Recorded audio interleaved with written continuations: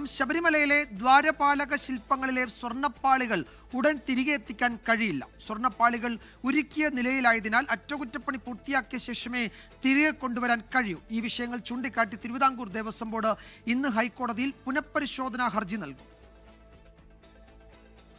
ചെന്നൈയിലേക്ക് സ്വർണ്ണപ്പാളി കൊണ്ടുപോയത് നടപടിക്രമം പാലിച്ചു തന്നെയെന്നാണ് ദേവസ്വം ബോർഡിന്റെ വിശദീകരണം.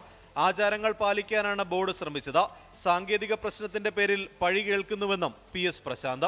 ഇത് ഇലക്ട്രോപ്ലേറ്റിംഗ് ആണ്, രാസപ്രക്രിയയാണ്. അപ്പോൾ അതിൻ്റെതായ ചില പ്രശ്നങ്ങളുണ്ട്. അത് തിരിച്ചു കൊണ്ടുവരുവാൻ ഇപ്പോൾ നിലവിൽ ഒരു അസാധ്യമായൊരു കാര്യമാണ്. അപ്പോൾ അത് ഞങ്ങളിന്ന് ബഹുമാനപ്പെട്ട കോടതിയുടെ ശ്രദ്ധയിൽ ഞങ്ങൾ പെടുത്തും. ബഹുമാനപ്പെട്ട തന്ത്രിയുടെ നേതൃത്വത്തിൽ ശുദ്ധിക്രിയ നടത്തി അകത്ത് സ്ഥാപിക്കുന്നതുവരെ സുതാര്യമായ മഹസർ എഴുതി വീഡിയോ ചിത്രീകരണം ഉൾപ്പെടെയുള്ള പ്രോസസ്സാണ്. ഇതിനെ സംബന്ധിച്ചാണ് ഞങ്ങൾ എന്തോ വലിയ അപരാധം ചെയ്തു എന്നുള്ള മട്ടിലാണ് മാധ്യമങ്ങളിൽ പ്രചരണം വരുന്നത്. ഞങ്ങൾ ആചാരങ്ങളും അനുഷ്ഠാനങ്ങളും സംരക്ഷിക്കുവാൻ മാത്രമേ ഞങ്ങൾ പരിശ്രമിച്ചിട്ടുള്ളൂ.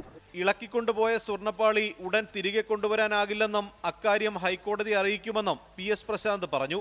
സ്വർണ്ണപ്പാളികളുടെ ഇലക്ട്രോപ്ലേറ്റിംഗ് തുടങ്ങിക്കഴിഞ്ഞു. ഈ സാഹചര്യത്തിൽ തിരികെ എത്തിക്കാനാകില്ല. ഇക്കാര്യമാണ് കോടതിയെ ബോധ്യപ്പെടുത്തുക. കോടതിയുടെ അനുമതി തേടാതിരുന്നത് സാങ്കേതിക വിഷയം മാത്രമാണെന്നും PS പ്രശാന്ത് വ്യക്തമാക്കി. 24 തിരുവനന്തപുരം. ലോകത്തെവിടെയായാലും ഏത് സമയത്തും 24 വാർത്തകളും ഓഗ്മെന്റഡ് റിയാലിറ്റി പാക്കേജുകളും എക്സ്പ്ലെയിനറുകളും വിശദമായി കാണാൻ ഞങ്ങളുടെ YouTube ചാനൽ നിങ്ങൾക്ക് സബ്സ്ക്രൈബ് ചെയ്യാം.